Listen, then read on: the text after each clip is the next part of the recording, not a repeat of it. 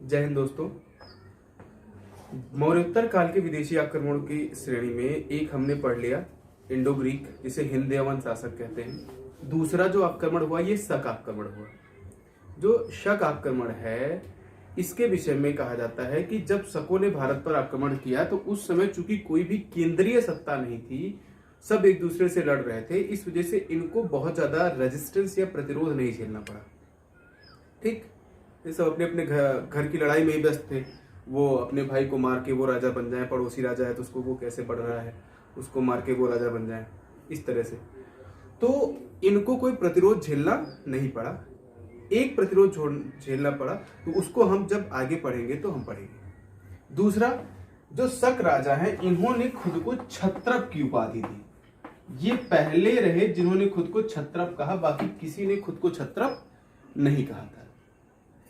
अब जो शक शासक है ये जो है इसकी दो प्रमुख शाखाएं रही, एक उत्तरी क्षत्रप और दूसरा जो है वो पश्चिमी क्षत्रप।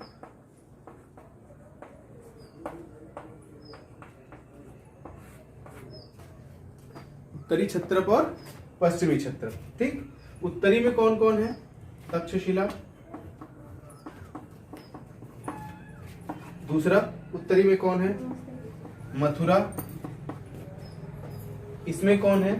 नासिक, उज्जैन और मालवा। हालांकि हम उज्जैन और मालवा एक साथ पढ़ेंगे, ठीक है।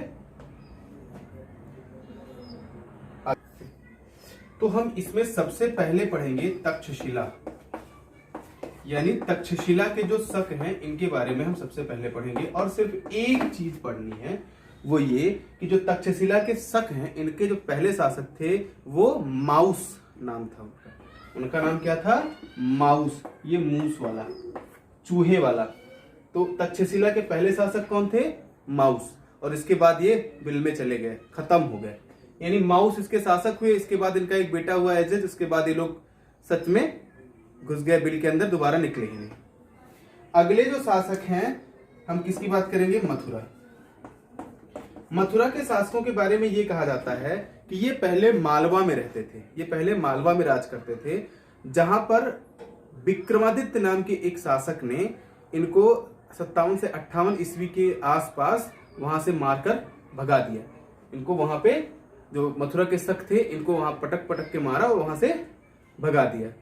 और फिर इसी विक्रमादित्य के जो है नाम पर ही जो विक्रमी संवत है या जो मालवा संवत है जो आज चलता है, जो सनातन धर्म में माना जाता है, वो चलता है।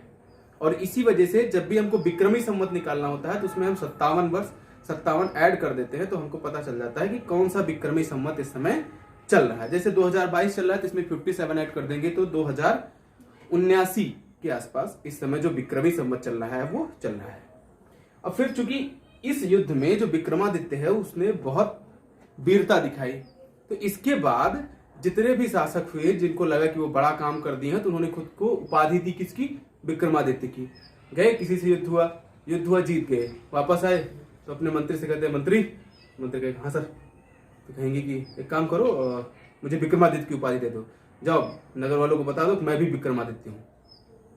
ऐसे ही अब तो इसमें सबसे महत्वपूर्ण शासक, अब चूंकि विक्रमादित्य जिसका मन करता वही, तो ऐसे लगभग 14 राजा हुए हैं जिनके बारे में कहा जाता है कि वो विक्रमादित्य की उपाधि उन्होंने ली है। लेकिन सबसे महत्वपूर्ण जो है वो चंद्रगुप्त विक्रमादित्य द्वितीय हैं। इसके बारे में हम जब गुप्त वंश पढ़ेंगे तो वहां हम पढ़ेंगे, ठीक है। तो ये मथुरा के शक हो गए। मथुरा के शक में जो पहला शासक रहा उसे राजुल या रजाउल बोलते हैं, राजुल या रजाउल इसको बोलते हैं।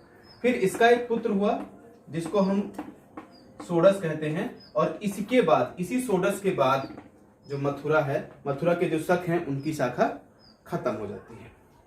अगला नासिक। जो अगले शासक हुए कहां के हुए? नासिक के। नासिक, जो नासिक के शक हैं इसमें दो महत्वपूर्ण शासक हुए, एक भ्रमक और दूसरा नाहपान। और इन दोनों में भी जो नाहपान है ये ज्यादा प्रमुख है। अच्छा, इन दोनों का नाम क्यों आता है? क्योंकि ये अकेले दोनों ऐसे शक हैं जिन्होंने खुद को छहराद क्षत्रप बोला था। यानी इन्होंने अपने वंश को चेंज किया। थे ये भी शक, लेकिन उन्होंने कहा कि नहीं, हम शक नहीं है, शक में से भी आगे हैं, हमारा नाम क्षारात छत्रप है। एक और ऐड कर लिया, मतलब एक तो कम पड़ रहा था, इनको कहा नहीं हम इनसे भी आगे हैं, सबसे आगे। तो ये सब कुछ नहीं है, जो है सब हम ही हैं। तो कहा कि हम क्या है, क्षारात छत्रप। तो अब इस जो नाहपान है, इसने ना सातवाहनों से बहुत क्षेत्र वापस लिया था, सातवाहनों से बहुत जीता था।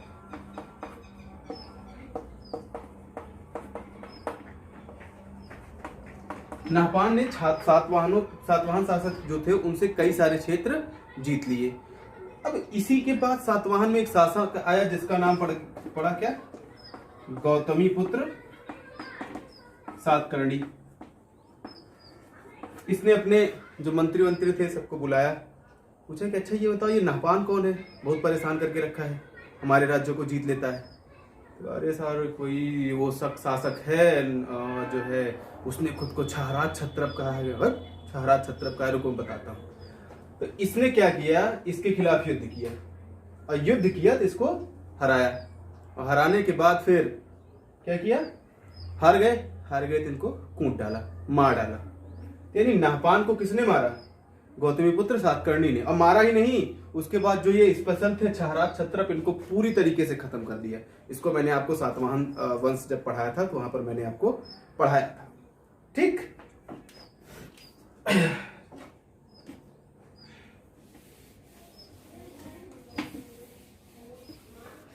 अब नाहपान और भ्रमक के बारे में एक और चीज, इन लोगों ने जो अपनी राजधानी रखी वो मिन्न नगर के आसपास, जो भड़ौच और नासिक के बीच में एक जगह है कोई मिन्न नगर, वहां पर इन लोगों ने अपनी राजधानी स्थापित की। तो नासिक के जो शक थे उनके बारे में इतना ही है। अगला जो हम पढ़ेंगे मालवा या उज्जैन के शक।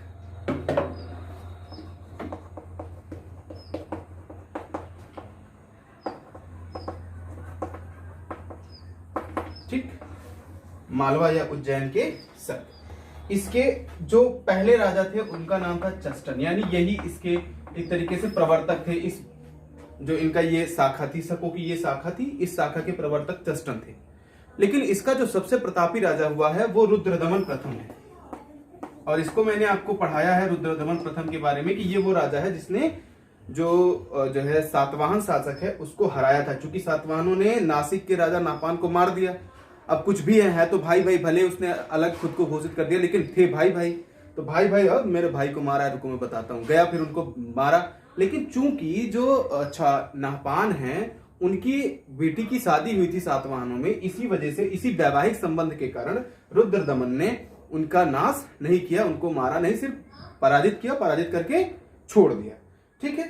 तो अगला इन्होंने क्या किया, इसने जूनागढ़ का अभिलेख लिखवाया था।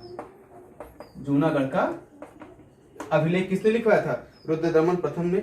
अगला जो उसमें जूनागढ़ अभिलेख में लिखा क्या है, जूनागढ़ अभिलेख में लिखा गया है कि जो इनका राज्यपाल था, इनका एक राज्यपाल था, और उस राज्यपाल का नाम क्या था, सुविशाख। राज्यपाल का नाम था सुविशाख। इसने सुदर्शन झील थी उसका पुनरुद्धार करवाया था, या जीर्णोद्धार करवाया था। नाम क्या था, सुविशाख। सुविशाख ने किसकी, सुदर्शन। सुविशाख सुदर्शन झील, सुविशाख सुदर्शन झील। तो विशाख ने क्या काम किया, सुदर्शन झील का जीर्णोद्धार करवाया। अब ये जो सुदर्शन झील है इसका निर्माण किसने करवाया था, तो ऐसा माना जाता है कि जो मौर्य शासक या प्रशासक रहे हैं, मौर्यों ने सुविशाख या सुदर्शन झील का निर्माण करवाया था। ठीक, तो ये हो गया आपका जो शक शासक है, ये खत्म। ठीक, अगले इसी के जो उसमें है एक और है जिसको हम बोलते हैं पहलव वंश या पार्थियाई वंश। तो उसको भी पढ़ लेते हैं क्योंकि उसमें बहुत ज्यादा है नहीं। पहलव या पार्थियाई, पहलव या पार्थियाई वंश, ये लोग कहां से आए थे ये जानना जरूरी है। ये लोग मध्य एशिया से आए थे। ये लोग मध्य एशिया से भारत आए थे, और इसका जो संस्थापक है, जिसको वास्तविक संस्थापक माना जाता है पहलव वंश का, पहलव या पार्थियाई वंश, तो पहलव या पार्थियाई, पलथी मार के भारत आए, पलथी मार के बैठ गए, कौन से वंश, पार्थियाई वंश। शक आए पहले, शक के बाद पार्थियाई है। तो ये इसका जो वास्तविक संस्थापक है वो कौन था, मिथ्रे